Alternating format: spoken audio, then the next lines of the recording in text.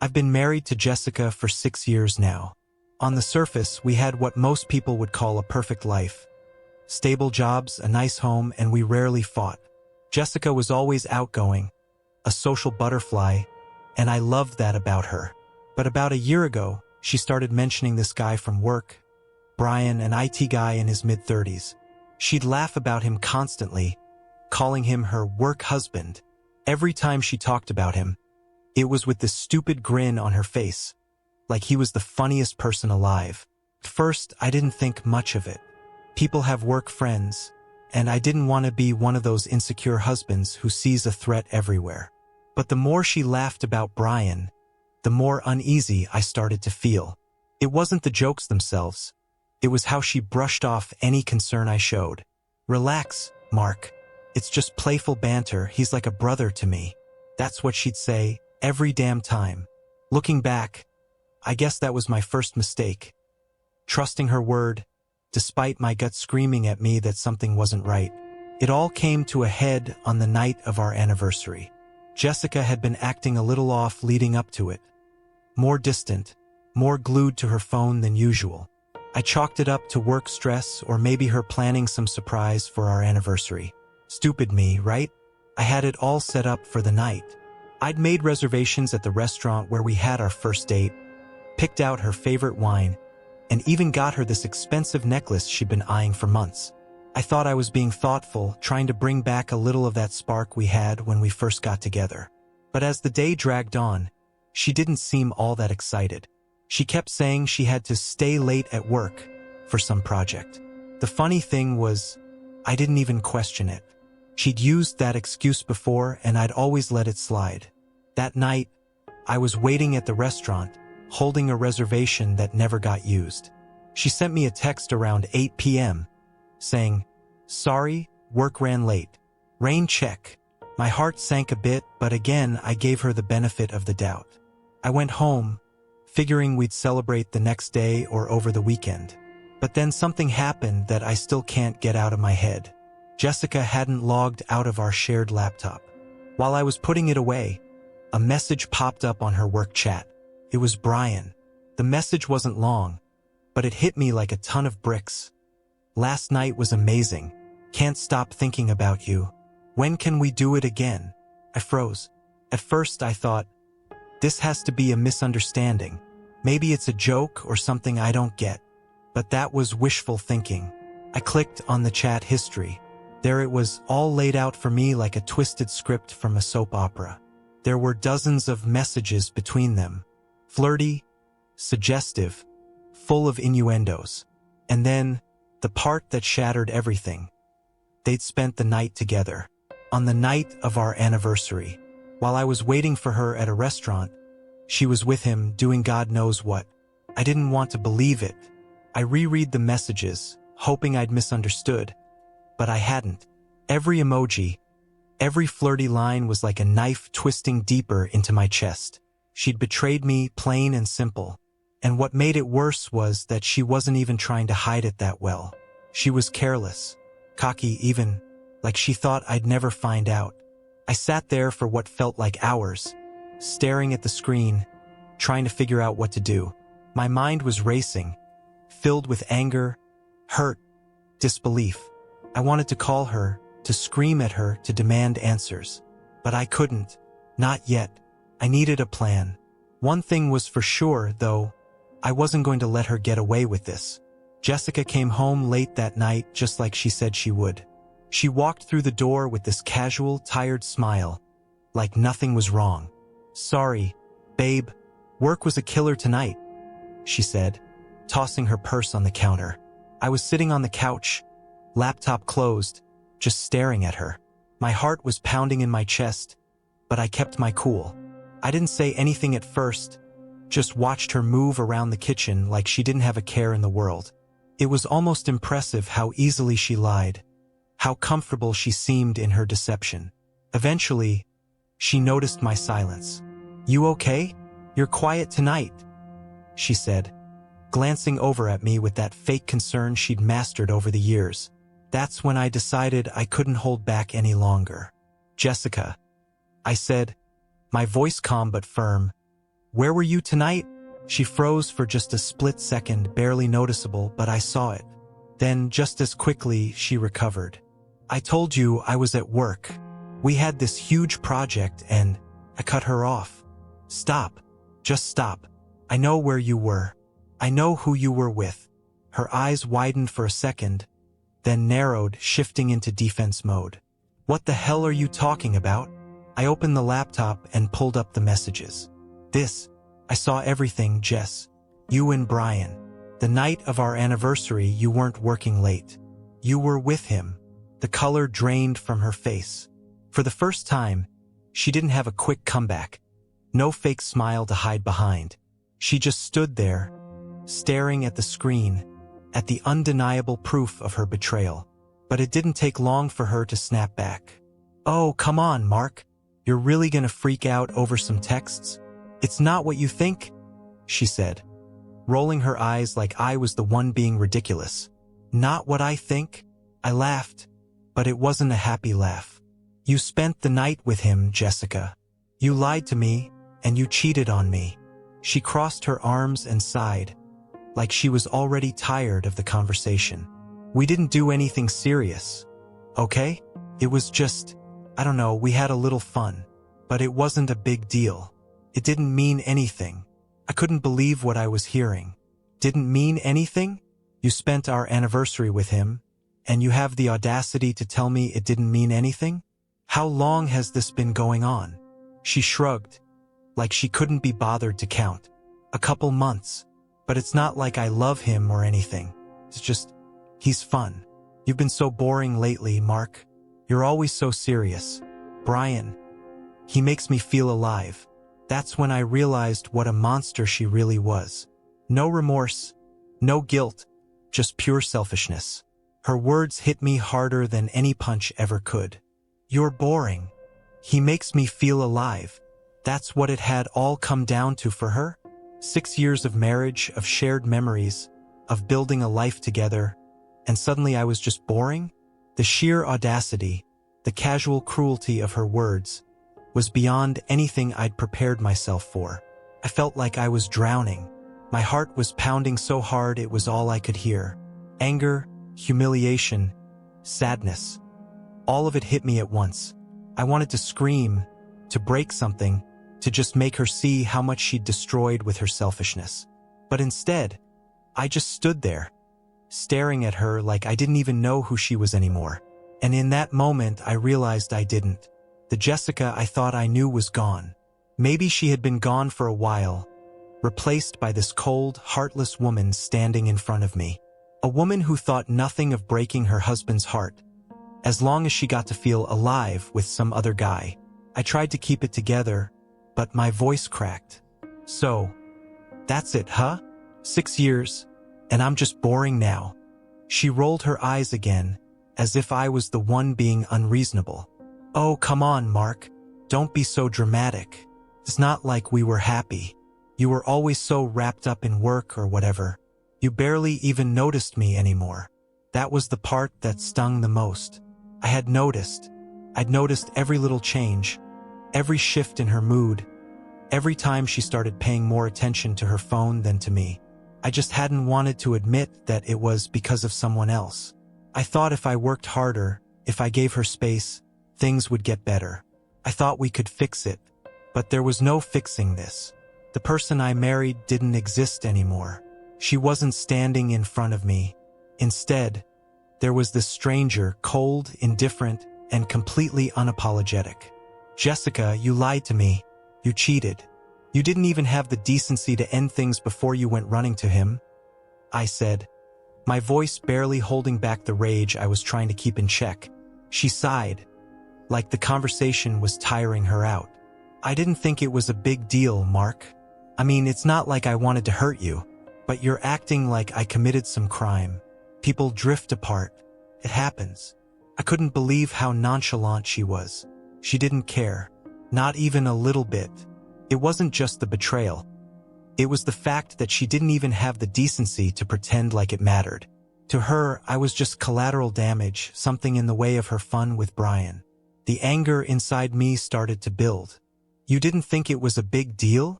I repeated, my voice shaking. Do you even hear yourself? You lied to me, slept with another guy, and now you're standing there, telling me it doesn't matter? Are you really that heartless? Jessica shrugged, clearly done with the conversation. I don't know what you want from me, Mark. Do you want me to say I'm sorry? Fine. I'm sorry. Okay? But I'm not going to sit here and pretend like we were happy. This was bound to happen sooner or later. Bound to happen? That's how she justified it? She'd been checked out for months, letting some other guy worm his way into her life. And now she was telling me this was inevitable? Couldn't even look at her anymore. The woman I'd loved, the woman I'd built a life with, had turned into someone I couldn't even recognize. It was like all the air had been sucked out of the room, and I was left standing there, empty, broken. The sadness hit me next. The realization that everything I thought we had was gone. Just like that. She didn't love me anymore. She didn't even respect me. I wanted to lash out, to scream, to demand answers. But what was the point? No matter what I said, no matter how I felt, Jessica wasn't going to care. I could see it in her eyes. I was just an inconvenience, an obstacle to her new life. She'd already moved on, mentally, emotionally, physically. The anger that had been bubbling up inside me finally reached a boiling point. Fine. If she wanted to move on, I wasn't going to stand in her way. But I sure as hell wasn't going to let her get away with this without consequences. I stayed calm, or at least I tried to. I knew if I let her see how much I was hurting, she'd just brush it off again, like everything else. But inside, I was planning, plotting. All right, Jessica, I said quietly.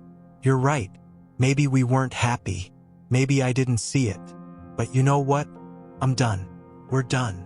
She looked at me, raising an eyebrow. What do you mean, done? I mean, I'm not going to fight for this anymore. You want Brian? Go be with him. Hell, I'll even make it easy for you. She looked confused for a moment, but I could see a flicker of something in her eyes. Was it relief? Maybe. She probably thought I was rolling over, giving up without a fight, letting her have her way. That's where she was wrong. The next morning, I made a few phone calls. First, to a divorce lawyer. I wasn't going to waste any time on this. She clearly didn't want me, and I wasn't going to stick around and play the fool. I started the process that very day. But that wasn't enough. I knew I needed something more, something that would make her feel the pain she'd caused me. That's when I remembered the house she loved so much, the one she'd decorated, poured her heart into, the one place she was truly attached to. Without a word to her, I put the house on the market. I didn't tell her anything, not a single word. She went about her day, laughing on the phone with her friends, making plans for the weekend, oblivious to what was coming. I stayed silent, pretending everything was normal. I even smiled at her when she asked if I was okay. I played my part. The house sold faster than I expected. I guess the market was hot, or maybe I just got lucky. Within a week, I had an offer that was way over asking price. I didn't hesitate, signed the papers, and got everything ready for the final blow. The thing about Jessica was that she never paid attention to the mail or anything financial. She'd always left that to me, which made everything that much easier. She had no idea that I'd put our house, the one she was so emotionally attached to, on the market. And I knew when the time came, it would hit her like a truck. 2 days after the sale was finalized, I made arrangements with a moving company. I didn't pack a single thing. I left that to them. I wanted her to come home and see it for herself. The look on her face when she realized that the life she'd been so comfortable in was falling apart would be worth every second of pain she had caused me. It was a Wednesday afternoon. I worked from home that day, sitting at the kitchen table, sipping coffee while I watched the movers pack up her things. The house was getting emptier by the minute, and yet, I felt nothing but satisfaction. No more sadness, no more anger. Just the cold, calculated pleasure of watching my plan unfold. Around 5 p.m., the door opened, and Jessica walked in. She had her usual smug look, that same carefree attitude she'd worn ever since I found out about her affair. But as soon as she saw the moving trucks in the driveway, the color drained from her face. "What the hell is going on?" she snapped, her voice rising in panic. I didn't look up right away. I took a slow sip of my coffee, savoring the moment. Then I glanced at her, keeping my voice as calm as I could. "Oh, didn't I tell you? The house sold." She stood there, completely frozen. "What do you mean, the house sold? You're joking, right?" I shook my head, enjoying every second of her confusion. "No joke. The paperwork's done. The new owners take possession next week. The movers are here to help you pack." Her eyes widened in disbelief. "You can't be serious, Mark. This is our house. You didn't even talk to me about selling it." I leaned back in my chair, crossing my arms. "Why would I? You didn't talk to me about cheating, did you? Thought I'd return the favor." The silence that followed was deafening. For the first time in months, Jessica didn't have a quick comeback. No sarcastic remark, no dismissive laugh. Just shock. Pure, raw shock. "You sold the house?" she whispered, her voice cracking. I nodded. "Yep, and you've got about a week to find a new place. But don't worry, I'm sure Brian will be happy to let you crash at his place." Her face turned red with anger. "You've got to be kidding me. You can't do this, Mark. This is insane." "You're insane." I laughed, but it wasn't the kind of laugh she was used to hearing from me. This one was cold. "Insane? No, Jess. What's insane is that you thought you could cheat on me, lie to my face, and just walk away like nothing happened. Consider this your wake-up call." Jessica wasn't the type to back down easily, though. As soon as the initial shock wore off, she turned the blame back on me, like she always did. "You're such a child, Mark. This is pathetic. You think selling the house is going to hurt me? I'll be fine. I'll find a better place and I'll move on. Unlike you, I don't need this stupid house to feel whole." I didn't rise to the bait. I'd expected this. I'd been with her long enough to know how she operated. Whenever she was cornered, she'd lash out, try to make it seem like she was the one in control. But this time, she wasn't. I stood up, walking over to the door where the movers were finishing up. I could hear them carrying the last of her things into the truck. I turned to her, keeping my voice level. "You think you're in control here? Newsflash, Jess, you've lost everything. The house, our marriage, your lies. It's over." She stormed up to me, her face inches from mine. "You're pathetic," she hissed. "You think this is some kind of victory? You've just made it easier for me to leave. You're the one who's going to be alone." I stared at her for a moment, taking in the venom in her words. She was trying so hard to hurt me, to make me feel as small as she could. But the truth was, I didn't care anymore. She was already out of my life. The house was just the final nail in the coffin. "I'd rather be alone than with someone like you," I said, my voice steady. "You'll realize that one day, when the novelty of Brian wears off and you see him for what he really is, a temporary distraction. And when that happens, you'll remember what you threw away." She opened her mouth to say something, but for once, no words came out. Instead, she turned and stormed out of the house, slamming the door behind her. I watched her leave, feeling a strange sense of calm wash over me. The movers finished up shortly after that. The house was empty, save for a few pieces of furniture I'd decided to keep. It felt strange, walking through the empty rooms, knowing that this chapter of my life was officially over. But for the first time in months, I felt free. In the days that followed, I thought a lot about everything that had happened. The betrayal, the lies, the constant manipulation. Jessica had been more than just unfaithful. She'd broken something inside me, something I wasn't sure could ever be fully repaired. But strangely, I didn't feel as angry as I thought I would. There was still hurt, of course, the kind that doesn't go away overnight. But the more I thought about it, the more I realized how much I'd been carrying the weight of that toxic relationship for so long. I'd been the one trying to hold everything together, while she was busy tearing it apart. I also realized that, in a way, selling the house wasn't just revenge, it was closure. It was my way of saying goodbye to everything we had, everything I thought we were. And maybe, just maybe, it was the fresh start I needed. I didn't hear from Jessica for a while after that. A part of me wondered if she was with Brian, living the life she thought she wanted. But another part of me didn't care. I wasn't interested in her anymore, in her lies, her games. I was finally moving on, and that's all that mattered. Looking back, I wish I'd seen the signs earlier. I wish I'd trusted my gut when the jokes about Brian started, instead of brushing it off as insecurity. But the truth is, you never want to believe the worst about someone you love. You want to trust them, even when your instincts tell you not to. What I've learned from all of this is that sometimes, the person you love can turn out to be a stranger. They can hurt you in ways you never imagined.